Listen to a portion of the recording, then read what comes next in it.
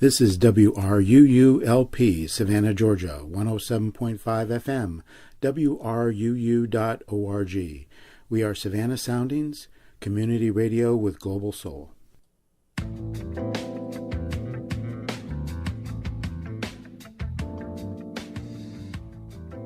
You are listening to One Human Nation with your host, Sandy Batiste. This program will be talking about race and race relations in your community and nationally. Our goal is to be open, honest, and productive.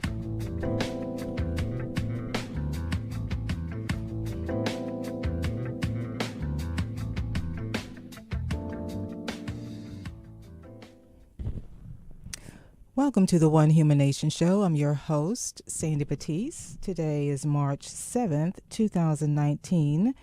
Before we start today's show, a friendly reminder that the viewpoints expressed in the following program are not necessarily those of WRUU, its license holder, or its staff.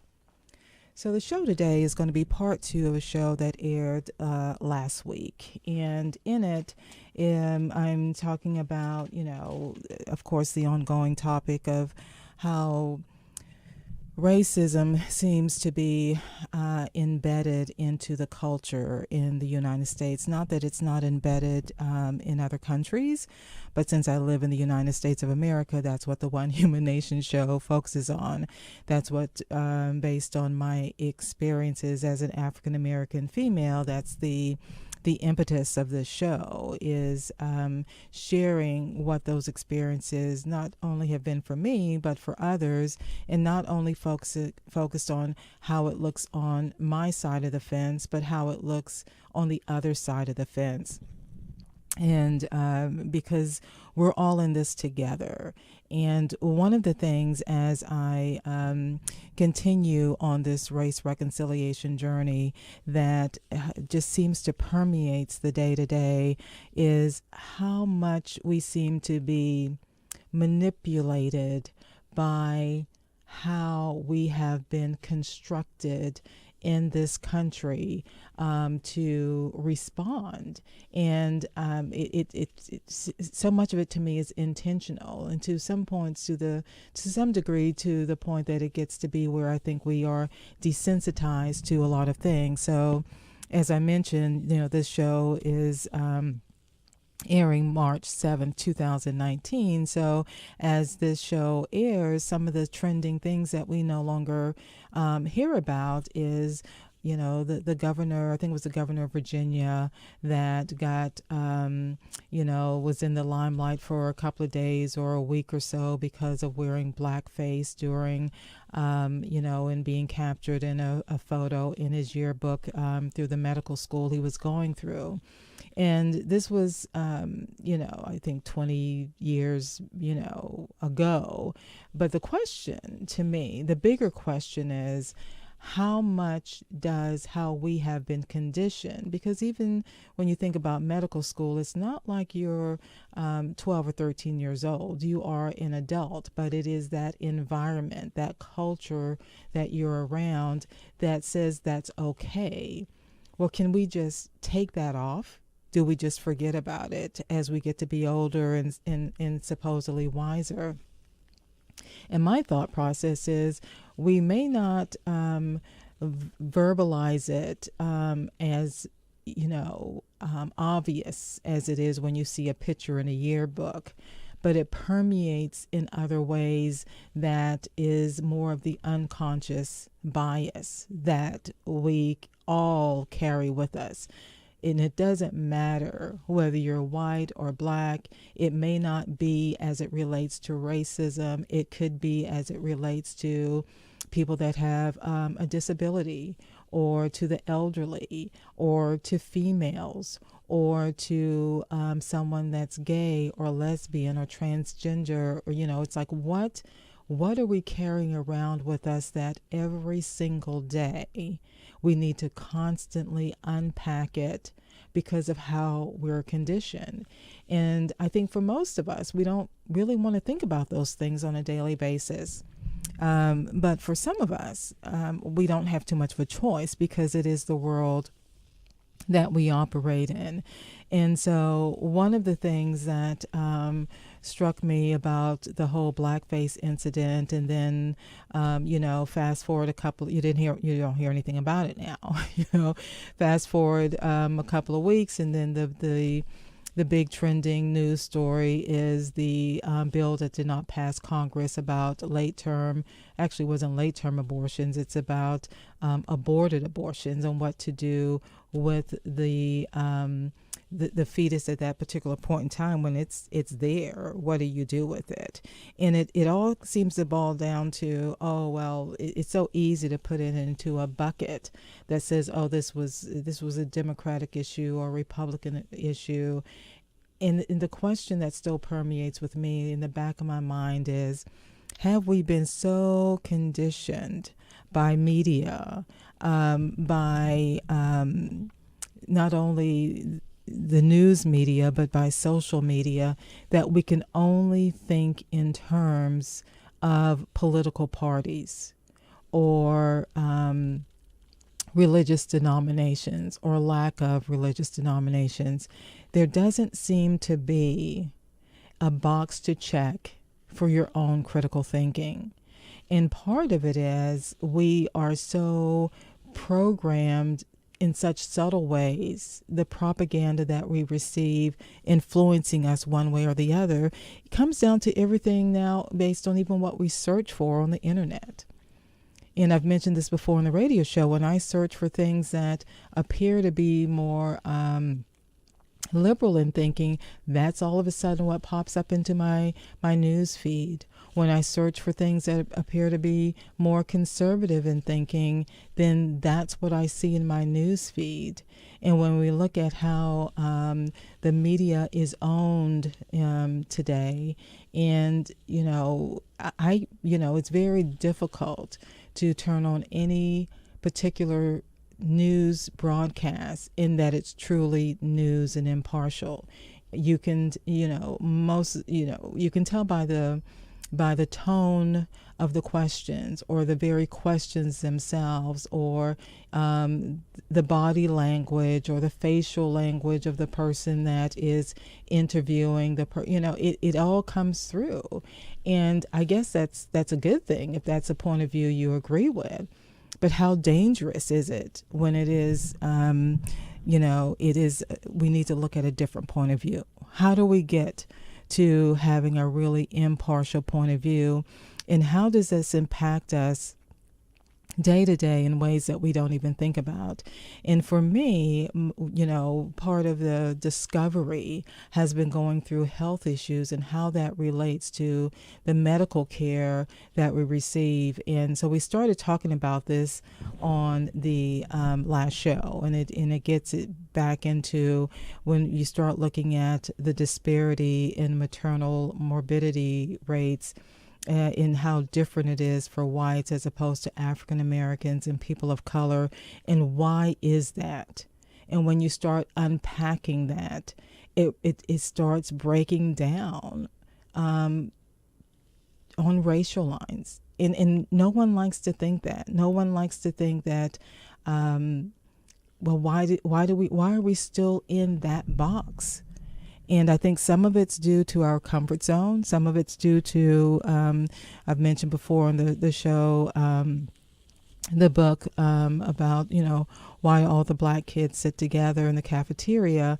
It's part of our comfort zone. We want to be, we're more comfortable with people that, in a large degree, that sound like us, in some cases that look like us, that have had the same life experiences or similar life experience in how we grew up economically, the neighborhoods we grew up in, and how that impacted our culture and what we believe. So it gets to be one of those issues that then when we start transitioning into how does that attitude, how does that culture play into the type of health care you receive. I found this clip that we're going to listen to some more today, because it really does speak to the issue, from this lecturer talking about the disparities between whites and persons of color as it relates to health. in examining specifically the roles of patient-physician communication, the racial concordance in the patient-physician relationship, patient trust, and clinician bias in understanding healthcare disparities, name intervention strategies to overcome racial and ethnic disparities in healthcare delivery, in outcomes that are being tested in clinical trials. So what I've shared is, my most recent experience, and I've started dealing with this health issue that I'm still dealing with in April of 2018. That's when I officially got the diagnosis. And what I discovered as I go through this, not only do I need to have a positive attitude, but if I convey to my medical team in any way that I am not positive, or as my dad would say, that I have a defeated spirit, then the type of recommendations they're going to make for treatment is going to not be as positive for me on an outcome.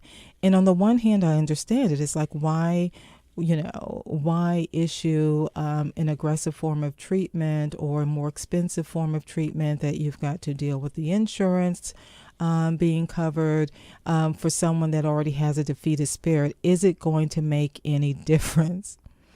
And on some plane, we hope that we don't have to take that into consideration. We hope, especially when you're not feeling the best, we hope that how our mental attitude is not coming into such a critical role in what kind of treatment we're going to receive. Well, I know for me, it's very important that, I selected a team that I felt comfortable with, that I trusted, which was huge for me with the trust issues, because I have had medical doctors that I have not trusted. And when you're in that situation, unfortunately, what you tend to do is not take care of your health, which was my situation.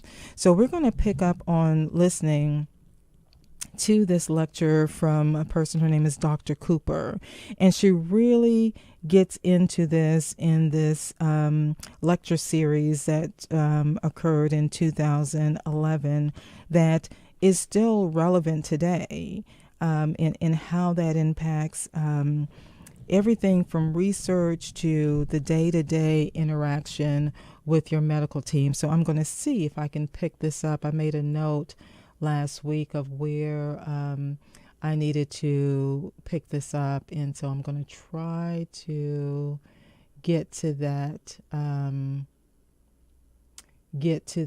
point. And I hope I uploaded the correct one. If not, there's a two-part series.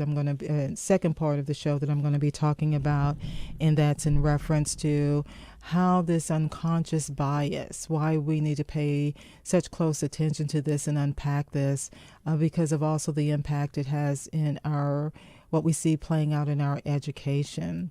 So as I try to search for this, if you just tuned in, you're listening to the One Human Nation show. I'm your host, Sandy Batiste, and we're going to be talking about the healthcare, how unconscious bias, because in many ways, I really don't think it is intentional. I really don't. But when you're not aware that you're even aware, if you're not tuned in to how this impacts your day-to-day, then it's very difficult to work on it. It's very difficult to deal with it. So let me see if this is the right clip. Let's take a quick listen to this and see if I've pulled the right one for today's show to finish up on talking about the healthcare and how this impacts our day-to-day interaction. Largest disparities existed among women with pre-existing chronic conditions, particularly among women with multiple chronic conditions. Some of the And that is not the one that I want, so let me do this a little bit differently. And I am going to try this particular one.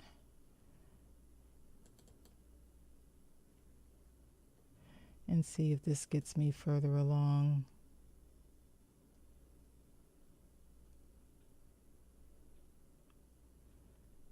In listening to this particular one. I'm sorry, guys. I thought I had this figured out before I started this show today. Really plays a role when, and that's not the one that I need.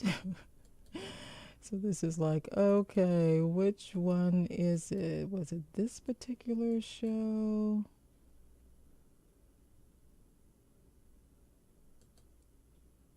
And this particular one, I don't think this is the one either that I want, so I may have to do this a little bit different, because it also plays into, then what kind of politicians, what's their economic status, and how and why are they getting into the whole political spectrum.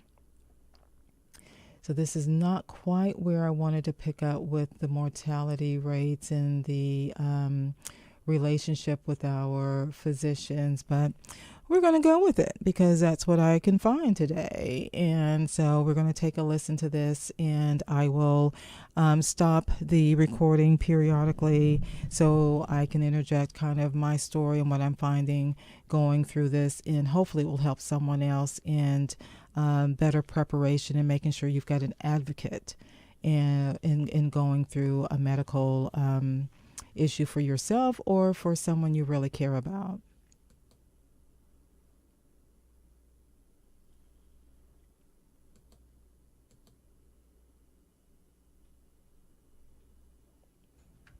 Welcome to the One Human Nation.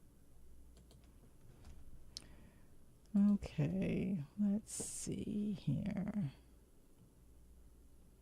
And so what I think I'm going to do, because I don't want to intercede on your time, I think I'm going to skip over to talking about how our unconscious bias plays into the education system and the gap in education. So let's try it this way.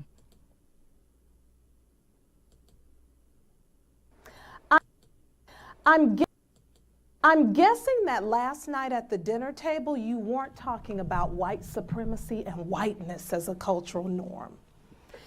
And I figured this morning as you were preparing to come here, the topics power, privilege, and oppression weren't on your mind. Now, I'm saying these things jokingly, but the reality is our society has socialized us to not raise critical questions about these topics.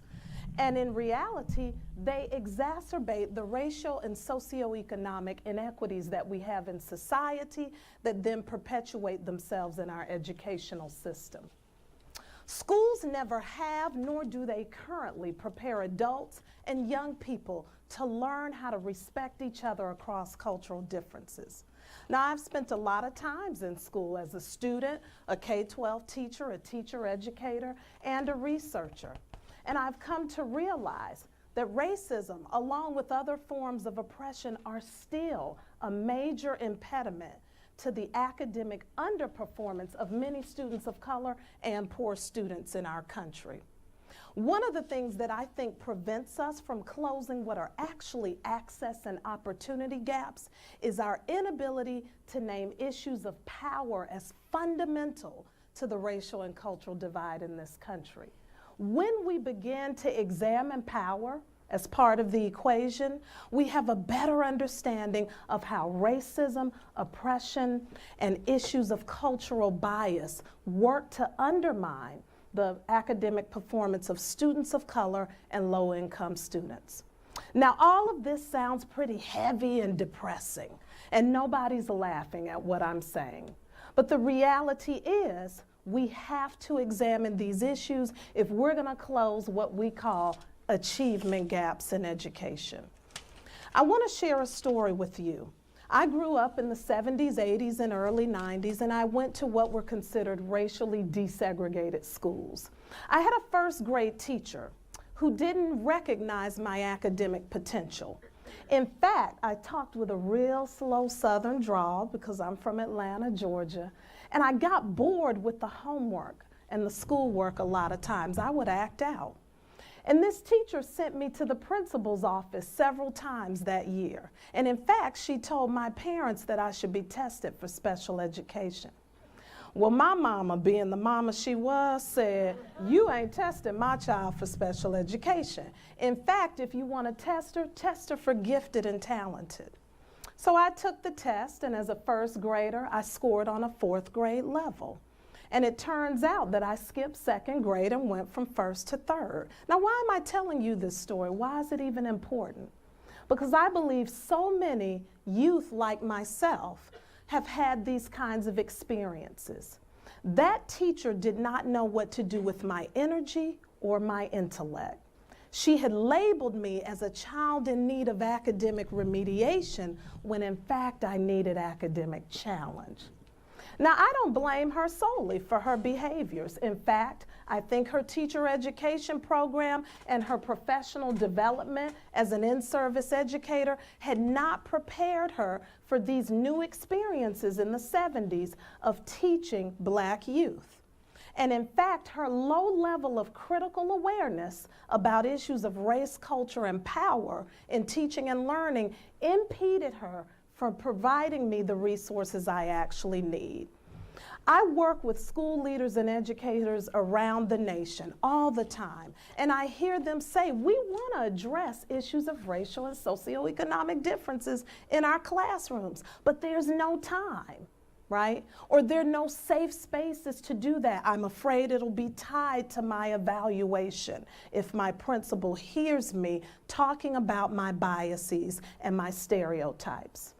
What I've tried to do in my work with educators is engage them in a process of critical self-reflection, because I believe this gap in consciousness about these issues is one of the equity imperatives of our time. And it's through helping educators think through these difficult topics that we'll be able to better meet the needs of our most struggling students in society. So if you just tuned in, you're listening to the One Human Nation Show. I'm your host, Sandy Batiste. So we're taking a look at how in our education system, critical thinking is not one of those things that is, nurtured. It's very interesting. And so this ties into my thought process on where we are in this country with reconciliation and the role of racism. I think in many ways it is intentional to keep us distracted from the bigger issue of, why aren't our children taught critical thinking? Now, if you grew up like I grew up, critical thinking and questioning could get you in a whole lot of trouble. It could get you, it could get you, some punishment in ways that you did not even want to think about. But, that being said, how can we instill that now in our children and our youth when it seems like the system, our education system, is only designed to reach those students that are already on the right educational track, not the marginal students?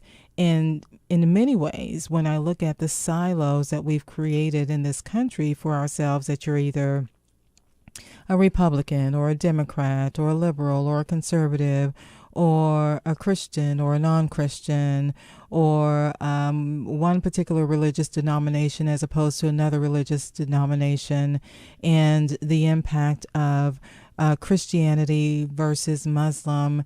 At the end of the day, can we do our own critical thinking? And how do we get back on that path of not being drones and just following, just following a certain path without asking any questions? So this particular recording that we're listening to from this educator. Her name is Dorinda Carter Andrews. It challenges us to consider how gaps in critical consciousness and mindsets for adults as well as students in schools prevent us from having an equitable schooling experience. And so if we don't have that in our schools, how does that relate to day-to-day engagement when we become adults?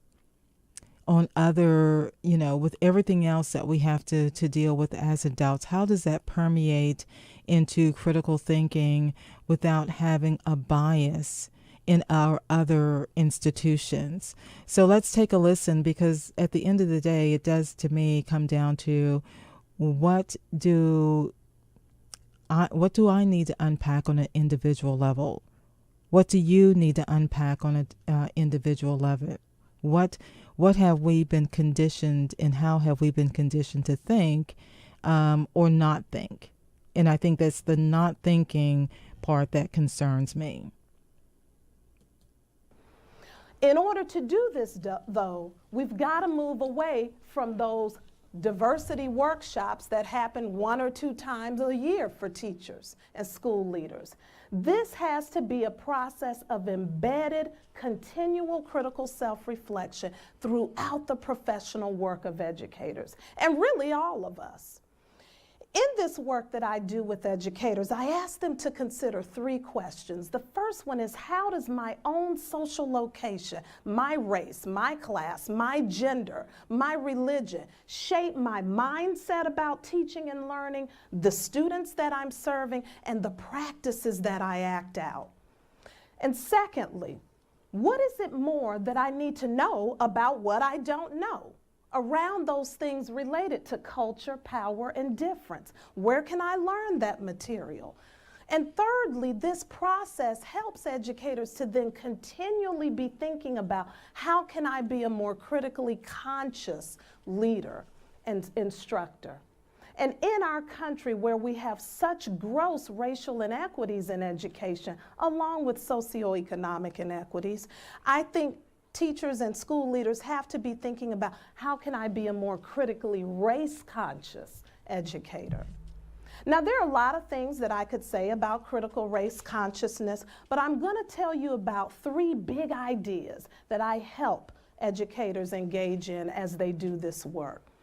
The first is an understanding that there is a system and a culture of power that oppresses and suppresses other cultures in order to maintain itself. That's pretty depressing. I'm sorry I had to tell you. But we all operate in that system. And that system is rooted in racial and social class hierarchy, right? It puts upper and middle income whites, and if we add gender, white men, at polar opposites with people of color and poor people in our country. And we see this play out in our educational system. This system, also known as white supremacy, has at its core this understanding that particularly African Americans are genetically inferior and not fully human. We have this racial stain on our history through racial enslavement of that particular group. Yet and still, we expect students of color and many poor kids who come to our school doors already behind the 8 ball to amass the same level of successes as those who are inherently privileged by the system. Now, why is this important for educators to understand? Because they have to be able to situate their own selves as one who is privileged in the system, and how they're either using their privileges to help children or to harm them. The second big idea that I try to get educators to understand so that they're more equitable in their work is that we cannot be colorblind nor color mute. There used to be a time in this country when teachers could say, I treat all my kids the same. I don't see color. They're just all kids. But we cannot do that anymore. Our public school population is over 40% students of color, yet our teaching force is over 80% white. There is an inherent cultural mismatch, yet and still we believe that sameness produces equitable outcomes. So I'm going to pause right here for a minute because this particular lecture that we're listening to is focused on public schools. I have been very fortunate to meet someone that's African American female that is involved in private schools, in a particular private school in the Savannah area that for many years was segregated. And what they have learned in collecting data and dealing with having more students of color, which also means then you're dealing with parents of color, that, because it's like you get to a certain economic status, it's like, well, if I can afford to send my child to this private school, then that's what you're going to do. And that is so sensible on so many levels. But what they're discovering is that these students of color are still being exposed to racism. And this is what I think is so critical for us to realize, that just because we reach a certain economic status, just because we do everything as African Americans or people of color to adjust to the norm, to fit in, to advance our careers by what appears to be the norm, the white norm, to fit in and not to create a problem or to stand out, it does not erase racism. And that's a big thing to get our heads around, because as I was growing up and the emphasis was on education, it was very much, okay, you need to get your education because this is going to make it where you are on more of a level playing field. Now, I didn't hear more of a level playing field. I just heard it's going to make it easier. And that did not compute to how things worked in the real world. And so I think that's a huge disconnect if that's the only story that our children of color are hearing, because what they're going to find out very quickly is that there still is a difference. And I think it's those households that address, well, this is why it's even more important. Not only do you have to work harder, there's also the emphasis now that it doesn't all have to be focused on, are you going to college? It's also, what vocational trade, what kind of skill sets do you have that's going to be a better fit for you, to really start creating a different legacy in your family, in your what's being passed on to future generations, how to break some of the cycles that we see happening over and over again. How do we break those generational barriers? And I think everybody that's reasonable can agree that education plays a role on that, but how does that look and how does that impact? So we're going to get back to listening to this after we listen to a couple announcements. And once again, you're listening to the One Human Nation show, and I'm your host, Sandy Batiste. This is WRUULP, Savannah, Georgia, 107.5 FM, WRUU.org. We are Savannah Soundings, community radio with global soul. This portion of WRUULP Savannah Soundings programming is made possible by listeners like you and Brighter Day Natural Foods. Brighter Day is celebrating its 40th year serving the Savannah community with produce, vitamins, and supplements, and a deli and juice bar. Brighter Day is located at 1102 Bull Street at the south end of Forsyth Park. More information available at 912-236-4703 or brighterdayfoods.com. How many times have you heard WRUU's corporate underwriting message? If you remember it, then your potential customers will remember your message as well. We are offering this space to connect corporate and institutional partners with our loyal and active listeners. Underwriting on WRUU is short, so listeners don't tune out. It's exclusive, so your message won't be lost in advertising clutter. and it supports Savannah's only community radio station. For a marketing package to increase your reach beyond traditional media, email underwriting@wruu.org.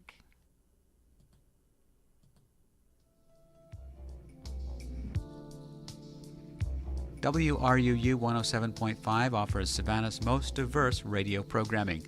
This evening from 7 to 8, Here It Is Tomorrow presents almost popular, no longer popular, and never was popular music. From 8 to 9, Crucial Rhythms features dance hall and reggae.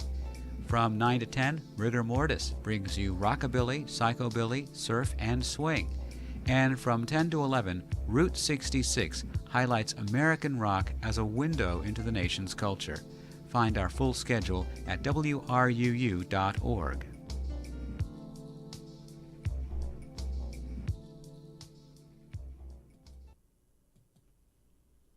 The Georgia Southern University Maskers will present David Nell and Betsy Kelso's two-act musical, The Great American Trailer Park Musical, from Thursday, April 11th through Friday, April 19th, at the Jenkins Hall Theater on the Armstrong campus in Savannah. For more information, visit cah.georgiasouthern.edu or call 912-344-2801. If you just tuned in, you're listening to the One Human Nation show, and we're going to continue today's show listening to a focus on education. And this is relating specifically, this lecturer is talking specifically about public education. But what resonates to me when I listen to this is how we seem to lack the ability in this country to have critical thinking, and how that relates into a breakdown in communication and to having civil conversation, to having civil discourse because of what we bring to the table. You know, and that's a hard place to be, to look in the mirror and go, wait a minute, maybe I am part of the problem. And, it's that old saying that, if you're not part of the solution, then you're part of the problem. And I think if we all could take a look at what is it that we can do individually, instead of starting with, well, this person needs to do that, or why didn't this state do that, or why didn't this government do this, or why didn't the school system do this. I think we need to start looking at what individually are we doing to contribute to this situation. And it takes a close look in the mirror to see, what am I bringing to the table that's impacting this process. So let's continue to listen to this lecture and see if we can pick up some tips on how this is being addressed, hopefully, in the education system that you're involved in. Whether you have kids in school or not, there's an impact on the interaction for you as an adult out there dealing with an environment that are our youth getting what they need to get in critical thinking. Because, it's a hard lesson to learn once you become an adult, and some do and some don't. So let's continue to take a listen.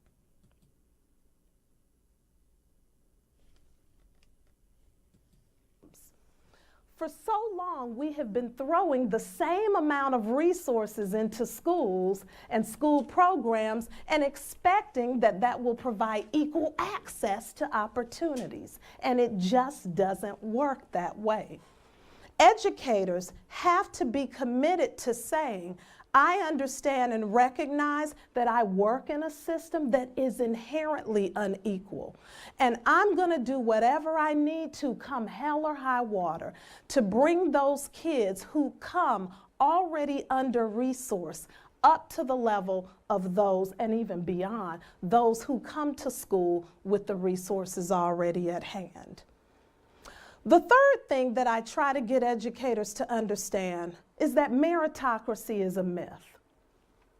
This idea that if we all just work hard and put forth effort, we'll get our piece of the American dream is a farce. That formula works for those who come to school already knowing those social and cultural codes of how to do school.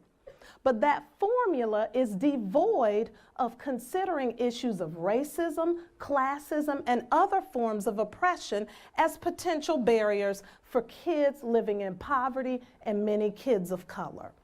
So this idea that if you just pull yourself up by your bootstraps, you should be able to do what other people have done just doesn't work. And in fact, the media sensationalizes rags to riches stories to keep us believing that.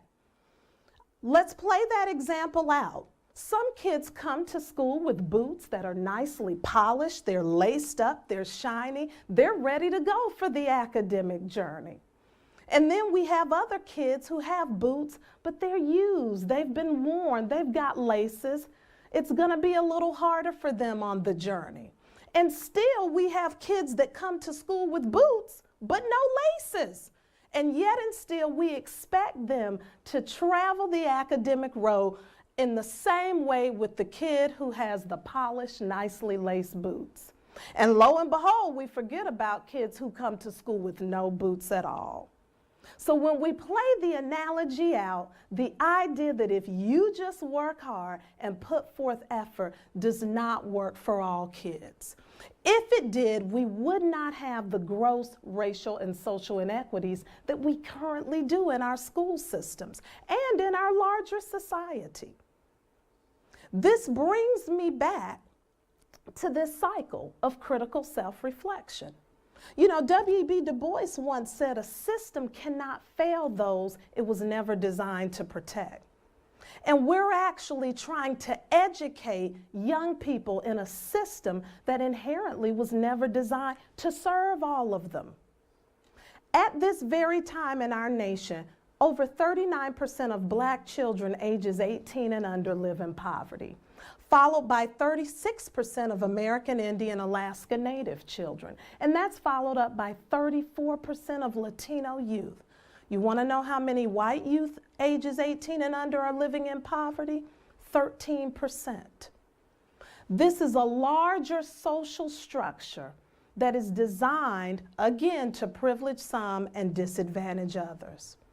And so how can educators who really want to be equitable in their mindset and in their practice gain the skills they need to actually embody and live out this idea that all kids can learn? We've got to provide spaces for them to do that in their regular school day, in their current teacher education programs, and in their professional development along the span.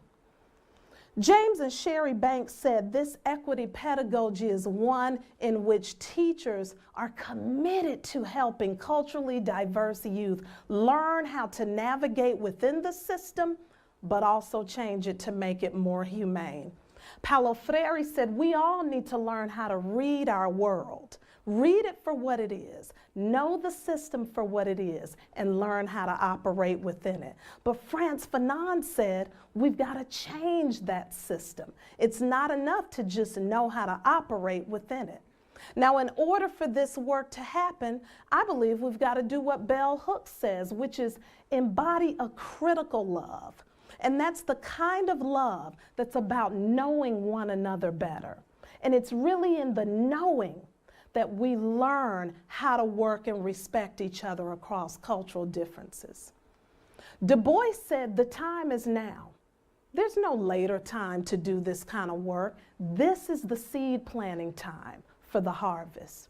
So I'm going to return to those silly questions that I asked at the beginning, because I'm assuming that here at the end of my presentation, your own critical awareness has been raised.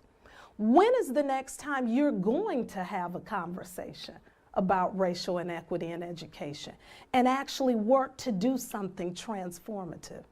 When is the next time you are going to talk about this system of white supremacy and whiteness as a cultural norm at your dinner table or around the water cooler at work? And when is the next time you're going to take concrete action to change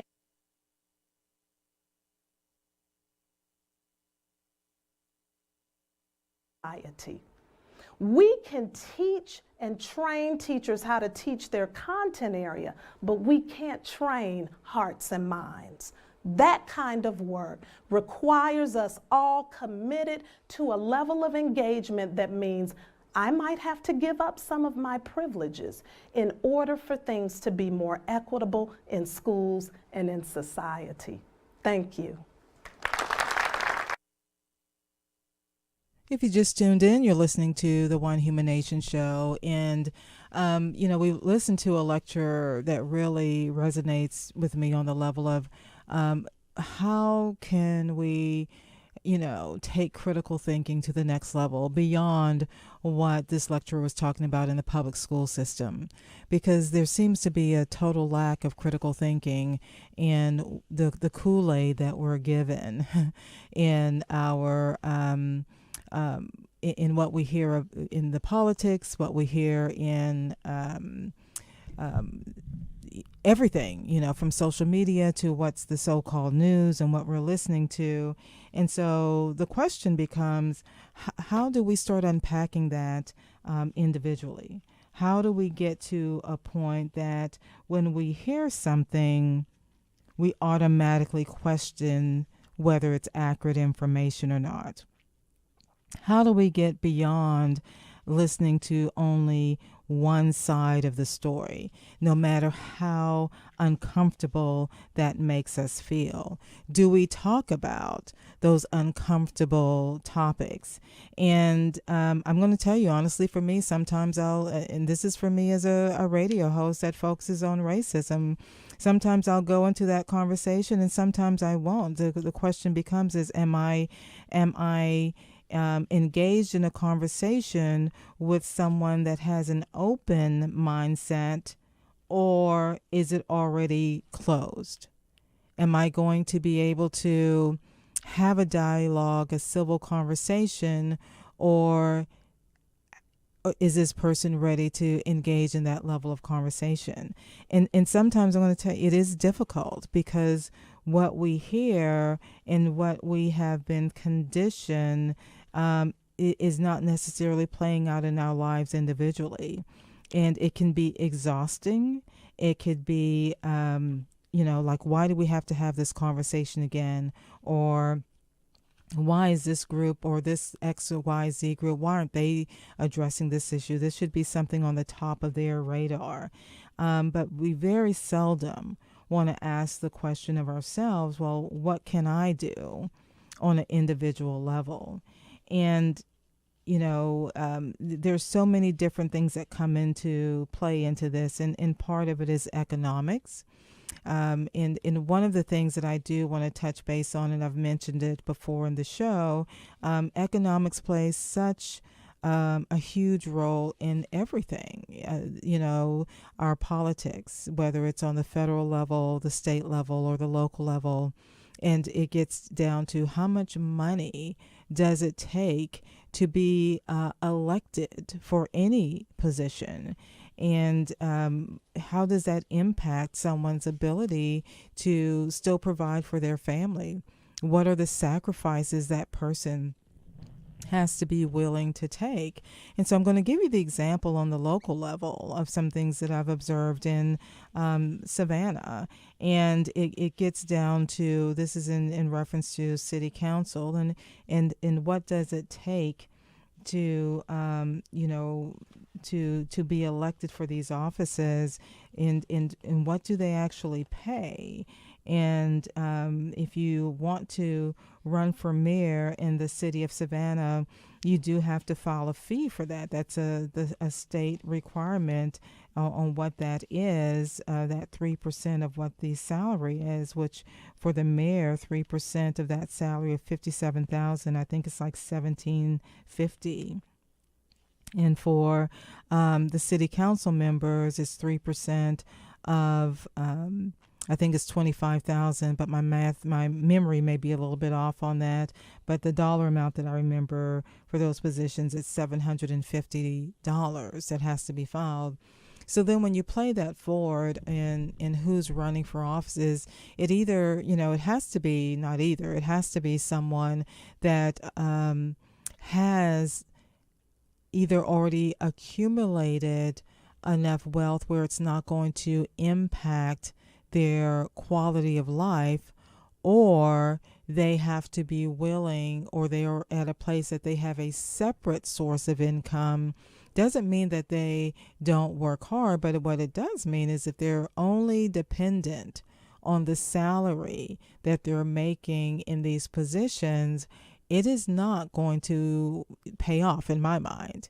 It's not going to outweigh what needs to go into this to be really a steward for representing all of Savannah, even if you're elected to a certain district, because we are a city divided by district, and sometimes it appears that the district that gets the most attention is the historic district, and what's being put into the historic district at the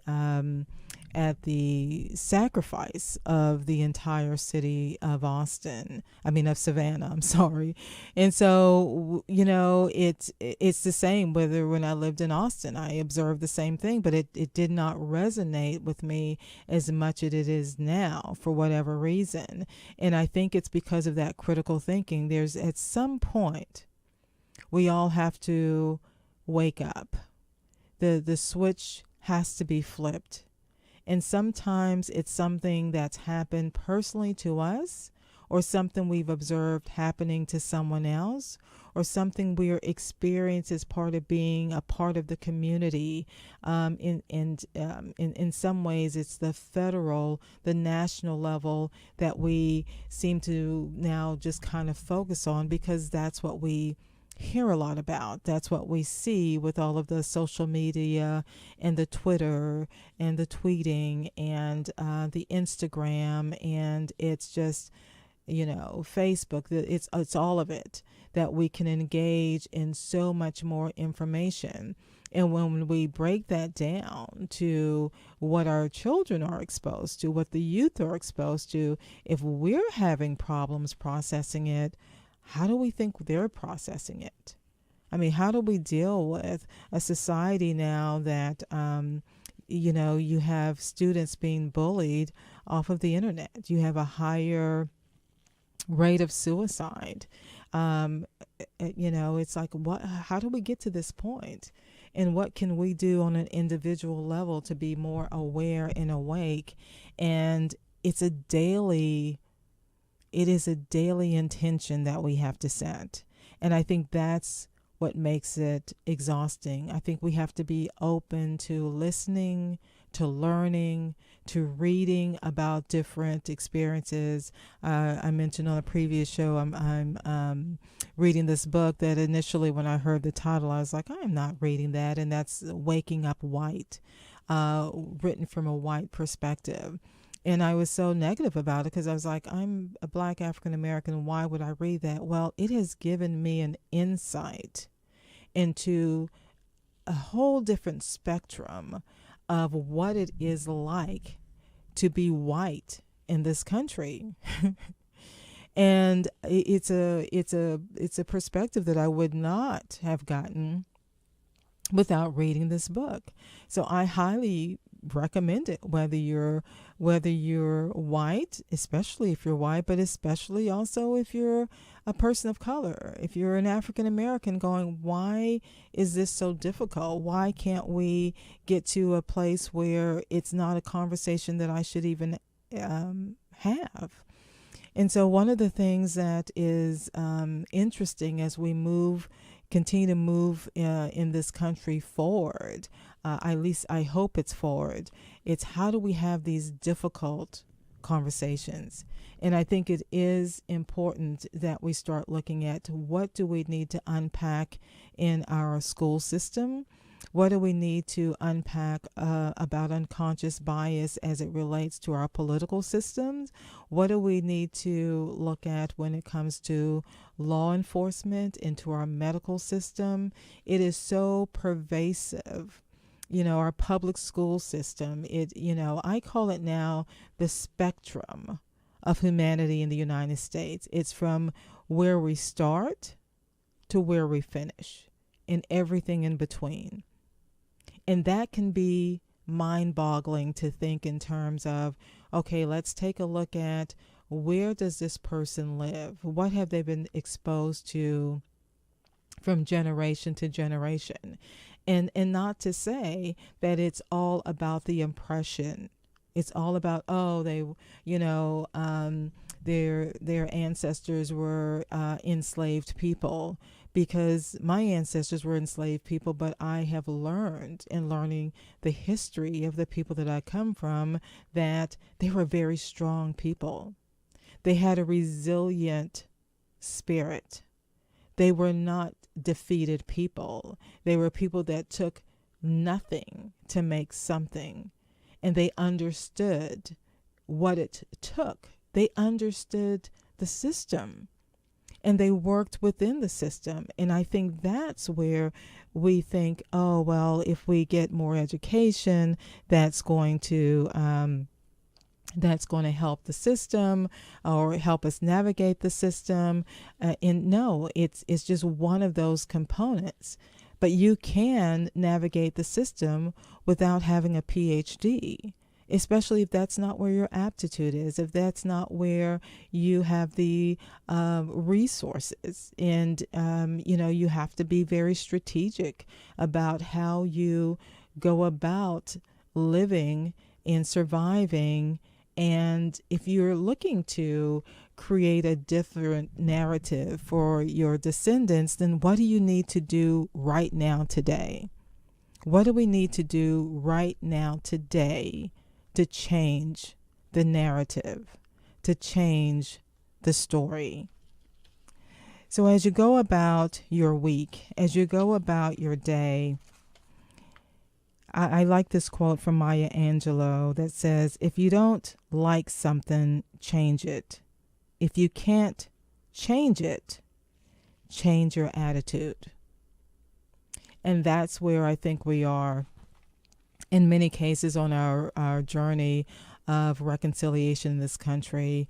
We need to change our attitude. We need to stop looking at this as an external problem, but an internal problem, because that's where we can make the change. So once again, thank you for listening to the One Human Nation show. And remember, the viewpoints expressed in the preceding program are not necessarily those of WRUU, its license holder, or its staff. Hopefully the show has given you some thoughts, things to think about as you go through your week. I will be posting on the Facebook page the recorded show. I also will be posting some of the questions, reflection questions we've asked along the way, and still working through the best way to get feedback from you. And the easiest way that I'm working through right now is via email. That email address for the One Human Nation show is onehumannationwruu@gmail.com. Thanks for listening as we prepare for Troy Stoner with Sound Limits. Continue to listen to WRUU and continue on your reconciliation journey as we continue to move forward, I believe, in becoming one human nation.